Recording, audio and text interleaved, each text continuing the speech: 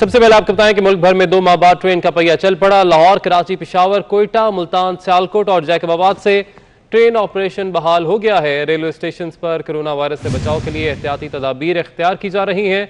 मुसाफिरों को disinfection walk through gate से गुजारा जा रहा है, जबकि मुसाफिरों के लिए मास्क, सैनिटाइजर, ग्लव्स पहनना लाजमी करार दिया गया है। ये भी हिदायत की गई है कि मुसाफिर अपना खाना साथ लाएं। रास्ते में स्टेशन पर स्टॉल्स बंद रहेंगे। तो आपको बता रहे हैं, मुल्क भर में 2 माह बाद ट्रेन का पहिया चल पड़ा है।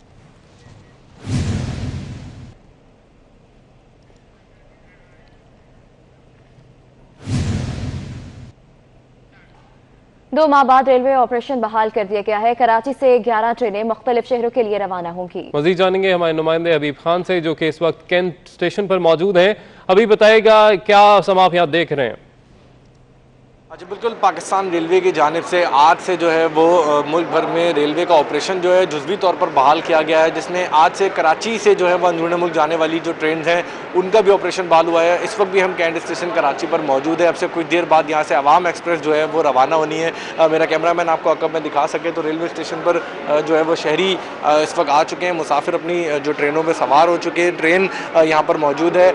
ट्रेनों में जो कैपेसिटी रखी गई है वो 60% मुसाफिर जो है वो यहाँ से आज जो है वो हर ट्रेन के जरिए ले जाए जाएंगे। डीएस रेलवे कराची के मुताबिक जो है वो तकरीबन जो है वो 11 ट्रेनें जो है वो कराची से रोज़ाना की बुनियाद पर चलेंगी, जो कि मुख्तलिफ शहरों का रुख करेंगी। इस वक्त अवाम एक्सप्रेस जो है वो यहाँ से रवानगी के लिए जो है वो कराची से तैयार है। इसके बाद जो है मज़ीद 10 ट्रेनें जो है वो कराची से आज रवाना होंगी। मुसाफिर से जब यहाँ पर हमने बात की तो वो बड़े खुशी का इजहार करते हुए दिखाई दिए हैं कि 2 माह बाद जो है वो अपने जो हवाई इलाके हैं वहाँ पर वो रवानगी इख्तियार कर रहे हैं। इंतज़ामिया की जानिब से इंतजाम किए गए हैं कि शहरियों का कहना यह है कि SOPs जो बनाए गए हैं उस पर अमल दरामद होता हुआ दिखाई दे रहा है। सोशल डिस्टेंसिंग, मास्क और इसके अलावा जो हैंड सैनिटाइजिंग वगैरह के जो ट्रेन में इकदाम किए गए हैं वो भरपूर है। इसके साथ साथ हर थोड़ी देर बाद यहाँ पे फ्यूमिगेशन स्प्रे जो है वो न सिर्फ रेलवे स्टेशन पर बल्कि मौजूदा ट्रेन के अंदर भी किया जा रहा है। तो शहरी काफ़ी मुतमईन दिखाई दे रहे हैं और शहरियों का कहना ये है कि ये इकदाम अगर पहले भी कर ली जाते तो जो परेशानी। ठीक है, अभी आपने अपडेट किया, बहुत शुक्रिया आपका। कि कराची की सूरत हाल आपने जानी। पेशावर में इस वक्त क्या सूरत हाल है जानेंगे। मैं नुमाइंदे अजमत अली शाह हमारे साथ मौजूद हैं।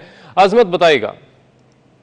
जी बिल्कुल, पाकिस्तान भर में लॉकडाउन में नरमी के बाद पेशावर से भी रेलवे जो सर्विस है वो बहाल होना शुरू हो गई है और आज पेशावर कैंट रेलवे स्टेशन से 3 जो सर्विसेज हैं रेल की वो आज जाएंगी। आज सुबह 8:30 बजे कराची के लिए अवामी एक्सप्रेस, जबकि क्वेटा के लिए जाफर एक्सप्रेस 9:30 बजे और आज रात को कराची के लिए ही खैबर मेल एक्सप्रेस जो है वो यहाँ से जाएगी। तमाम तर SOPs जो हैं वो वज़ा कर दी गई हैं, जिसके तहत जितने भी मुसाफिर हैं वो ऑनलाइन बुकिंग करेंगे। जिसके बाद वो जो अगर वो कैंट यानी कि स्टेशन में वहाँ पर आते हैं तो उनके लिए जो मास्क, सैनिटाइज़र उसका इस्तेमाल लाजमी होगा। के साथ साथ में अगर सफ़र में वो खाने की कोई भी चीज़ लेके जा सकते हैं तो वो अपने घर से लेके आएंगे। यानी कि जितने भी यहाँ पर स्टेशन आएंगे उनमें तमाम तर जितने भी दुकानें होंगी, मार्केट्स होंगी वो बंद होंगी, इसलिए वहाँ पर खाने के जितने भी स्टॉल्स होंगे वो बंद होंगे तो वो खाना नहीं मिलेगा और घर से लेके आएंगे।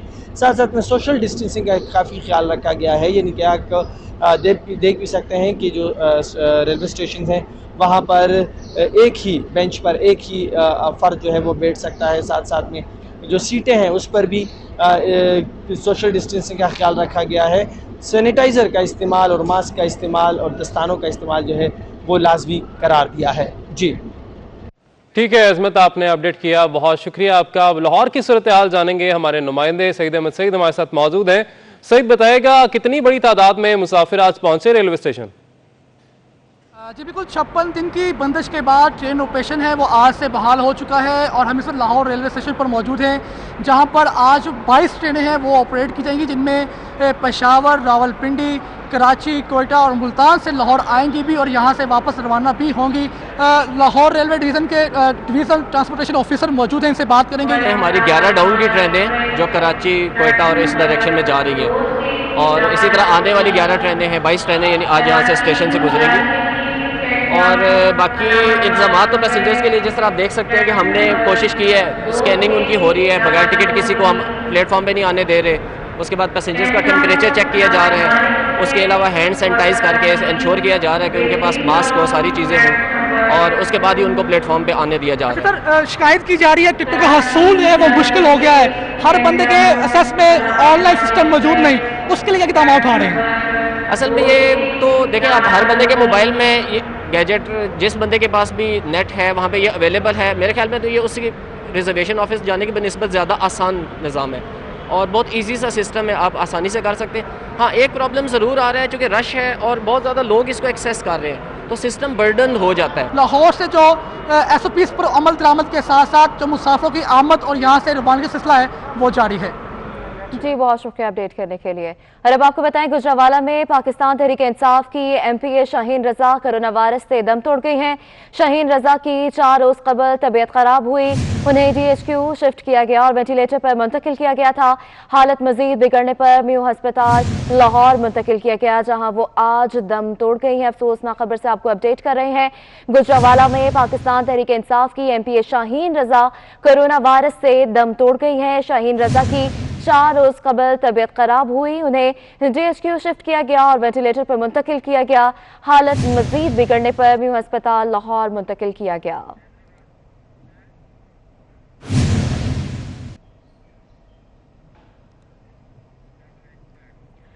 हुकूमत की जानिब से इजाजत न मिलने के बावजूद हैदराबाद के ट्रांसपोर्टर्स गाड़ियां चलाने के लिए बदीन स्टॉप पर पहुंच गए हैं। बदीन स्टॉप पर SOPs के तहत मुसाफिर गाड़ियां चलाने का ऐलान किया गया है। ट्रांसपोर्टर्स का कहना है कि कार्रवाई की गई तो इंतहाई इकदाम उठाएंगे। मजीद तफसीलात जान लेते हैं अली हमजा से। जी अली, अपडेट कीजिएगा, क्या कहना है? हैदराबाद के ट्रांसपोर्टर्स ने आज ऐलान किया था कि ट्रांसपोर्ट चलाया जाएगा और ऐलान के मुताबिक वो बदीन स्टॉप पर जो अपनी गाड़ियां हैं वो लेकर आ गए हैं और मुसाफिर को बिठाना शुरू कर दिया है। और ट्रांसपोर्टर्स का ये कहना है कि हुकूमत चाहे इजाज़त दे या ना दे, लेकिन उनका 2 माह के दौरान काफ़ी नुकसान हो चुका है, तो इसलिए वो गाड़ियाँ सड़कों पर ले आएँ और SOPs के तहत आज गाड़ियाँ चलाई जाएंगी जो कि कराची, मीरपुर खास, मिट्टी, बदीन और दीगर शहरों में जाएंगी। मेरे साथ इस वक्त ट्रांसपोर्ट रहनुमा मौजूद हैं माजिद खान, उनसे जानते हैं। ये सब्जी मंडियाँ खुली हुई हैं, जगह जगह पूरे रोड खुले हैं, वहाँ कोरोना नहीं, सिर्फ ट्रांसपोर्ट पे कोरोना आ रहा है। उसके अलावा पंजाब खुला हुआ है, खैबर पख्तूनख्वा में गाड़ियाँ चल रही हैं, तो इसलिए हम भी यहाँ हैदराबाद में चलाएंगे। आवाम की थोड़ी ईद भी है, लोग अपने घरों को भी जाएंगे, हमारे भी बच्चे हैं। जी बिल्कुल, इनका यही कहना है कि अगर इनके खिलाफ पुलिस और ज़िले इंतजामिया या मोटरवे ने कार्रवाई भी की तो ये एहतजाजी दायरा वसी करेंगे, लेकिन जो गाड़ियाँ हैं वो किसी भी सूरत चलाई जाएंगी। तो मुसाफिरों का इंतजार किया जा रहा है, जैसे ही मुसाफिर गाड़ियों में बैठ जाएंगे और गाड़ियाँ रवाना कर दी जाएंगी। जी बहुत शुक्रिया अपडेट करने के लिए। कोरोना वायरस के दौरान ईद उल फितर की नमाज की अदायगी पर लाहौर के उलमाए कराम ने फतवा जारी कर दिया है, जिसमें कहा गया है कि मस्जिद में, ईदगाह में एक ही मुकाम पर नमाज ईद उल फितर के इस्तेमाल 1 से ज़ायद मरतबा हो सकेंगे। ताहम दूसरी मरतबा नमाज ईद की अदायगी के लिए इमाम और मुक्तदी का तब्दील होना जरूरी होगा।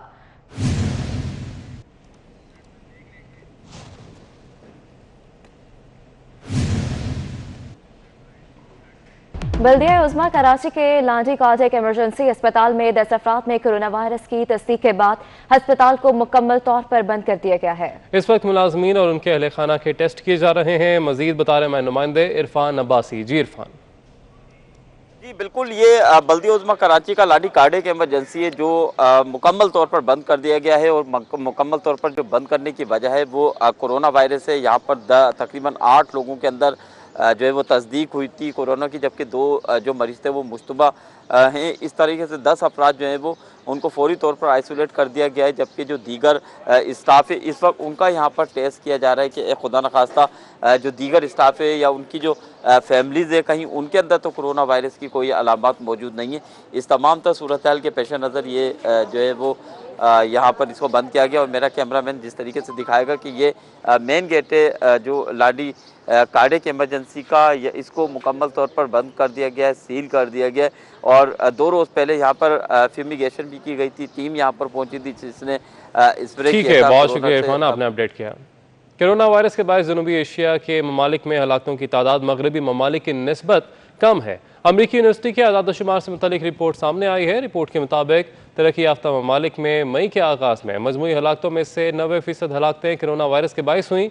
अमरीकी जॉन्स हॉपकिंस यूनिवर्सिटी के आदादशुमार के मुताबिक गुंजानाबाद और तरक्की पजीर जनूबी एशियाई और अफ्रीकी ममालिक में कोरोना के बायस हलाकतों की तादाद निस्बतन कम है। यूरोप में कोरोना के बायस हलाकतों की तादाद ज़्यादा है। फ्रांस में कोरोना के बायस हलाकतें 15.2% हैं। बरतानिया 14.4, जबकि इटली में ये तादाद 14% है। दूसरी जानिब जनूबी एशियाई ममालिक में जहां भारत में कोरोना से हलाकतें 3.3, पाकिस्तान 2.2, बांग्लादेश 1.5 और श्रीलंका में कोरोना से मुतासरा अफराद में हलाकतों की तादाद 1% है।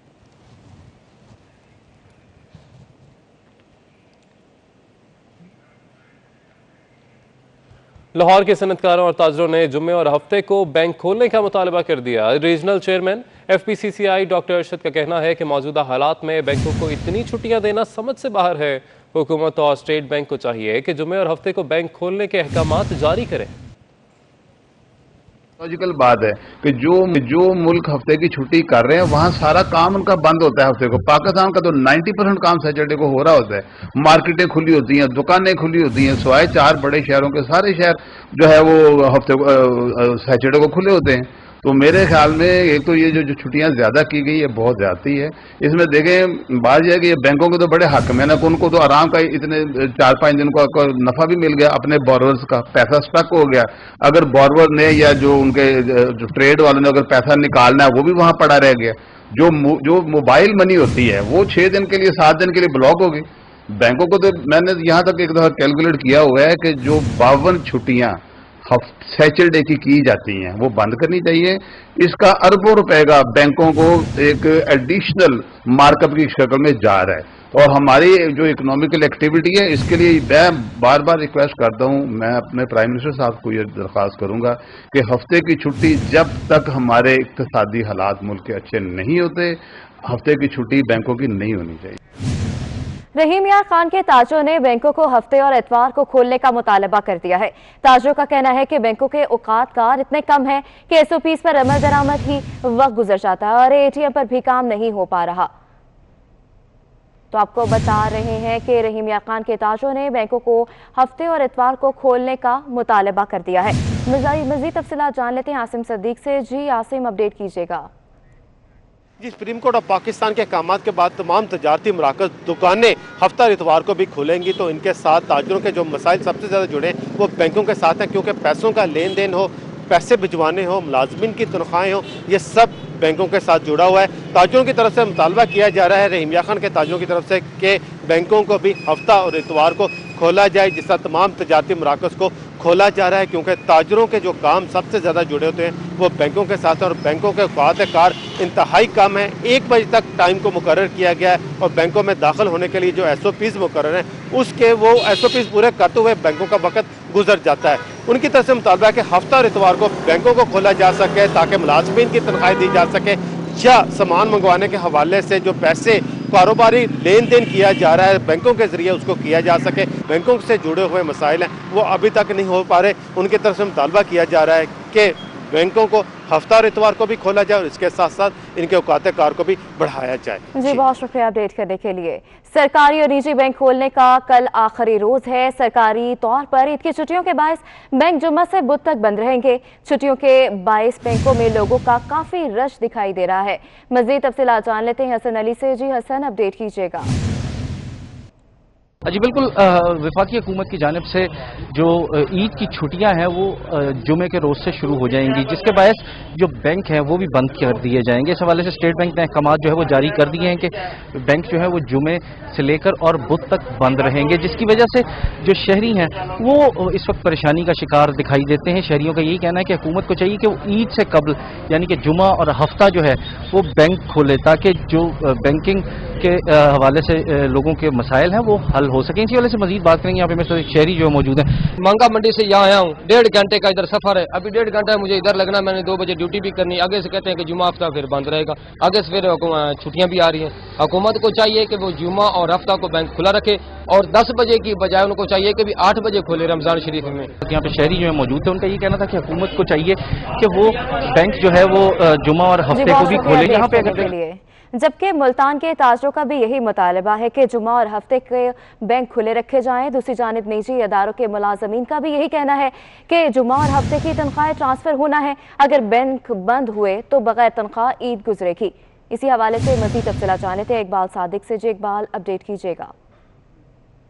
मुल्तान हुसैन आगाही इस वक्त मैं मौजूद हूँ, जो जनूबी पंजाब की सबसे बड़ी इलेक्ट्रॉनिक्स की मार्केट है। यहाँ पर मेरे साथ सीनियर नायब चेयरमैन मरकज़ी तंजीम ताजरान पाकिस्तान शेख अकरम हकीम भी मौजूद हैं, दीगर ताजर और कुछ वर्कर्स भी मौजूद हैं। इनसे हम जानते हैं। जैसा कि पूरे पाकिस्तान की कौम को इल्म है कि सुप्रीम कोर्ट के चीफ जस्टिस ने पूरे पाकिस्तान के ताजरों को जुम्मा हफ्ता इतवार दुकानें खोलने की इजाज़त दी है, और इसी असना में हमारे यहाँ जो बैंक हैं वो जुम्मा हफ्ता इतवार बंद रहेंगे।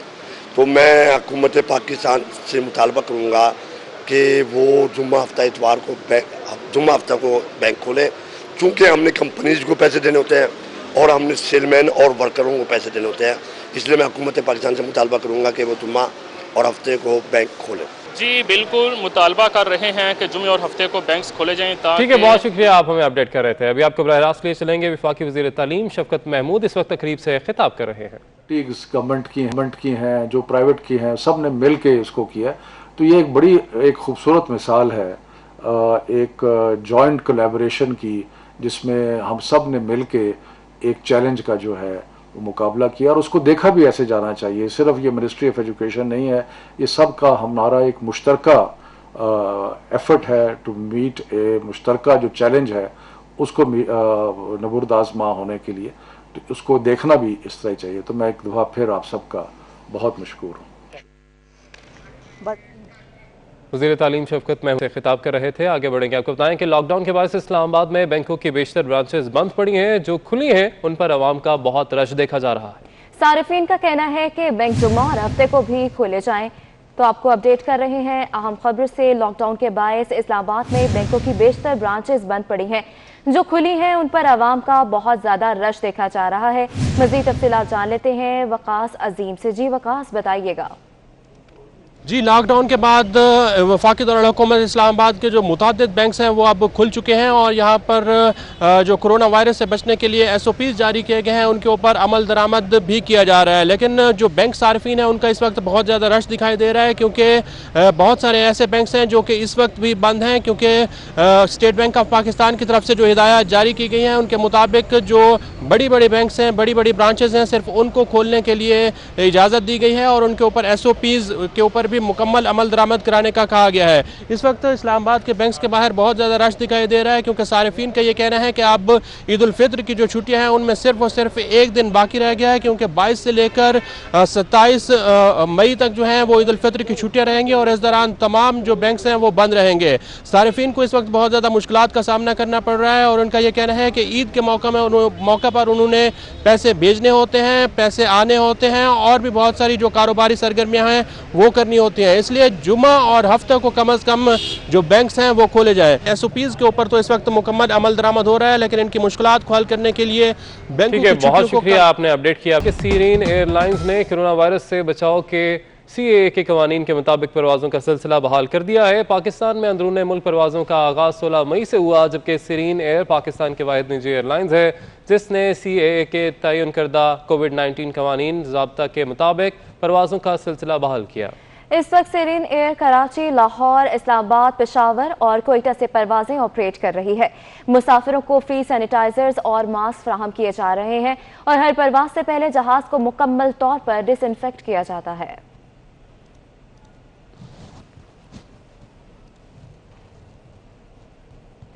सरगोदा से ताल्लुक रखने वाले पाक फौज के शहीद जवान मलिक इफ्तिखार अहमद की 11वीं बरसी आज मनाई जा रही है। शहीद इफ्तिखार ने सवात में 9 मई 2009 को वतन अजीज की हिफाजत करते हुए जाम शहादत नोश किया।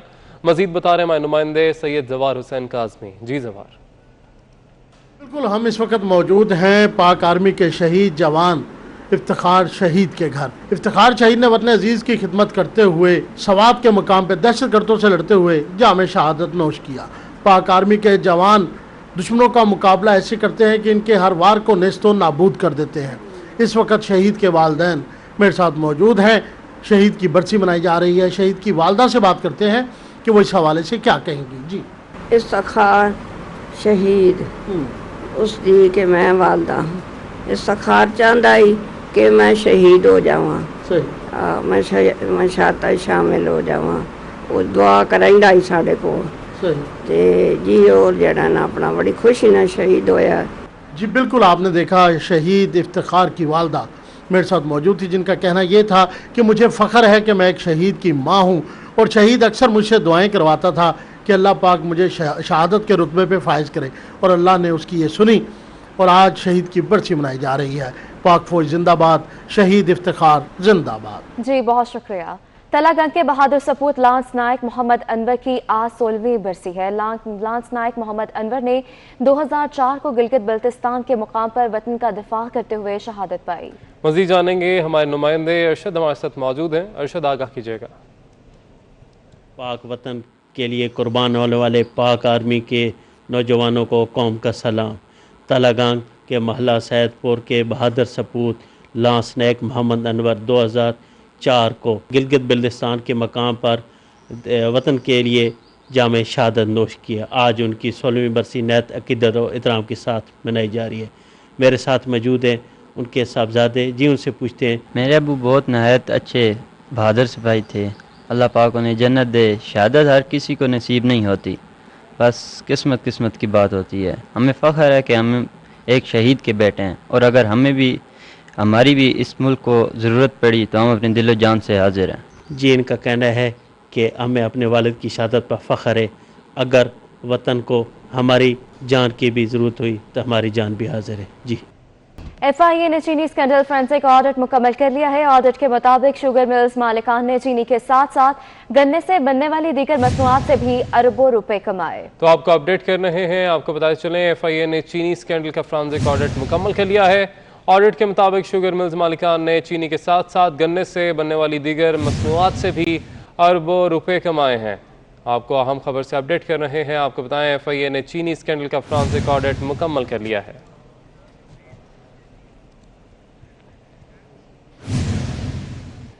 महकमा खुराक सिंध गंदम खरीदारी का हदफ पूरा ना कर सका है। 14 लाख मीट्रिक टन में से 11 लाख मीट्रिक टन गंदम खरीदी गई। मजीद तफसीलात जान लेते हैं आज़ाद नोहरियो से। जी आज़ाद, अपडेट कीजिएगा।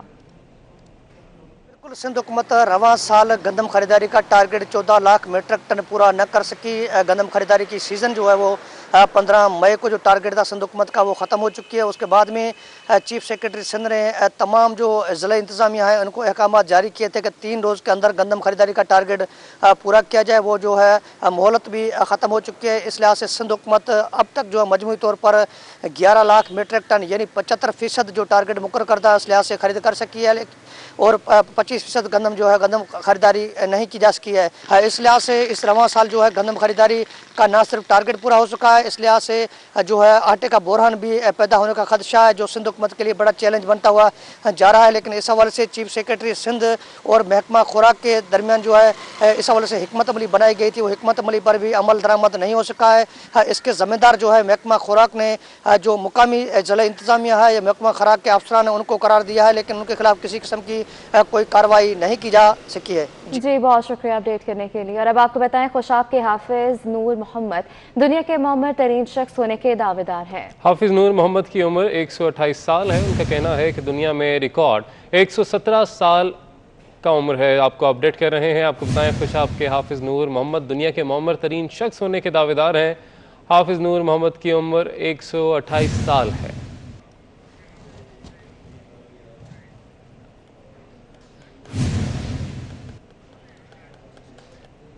बुलेटिन आपने मुलाहिजा किया। न्यूज़ स्टूडियो से फिलहाल इतना ही।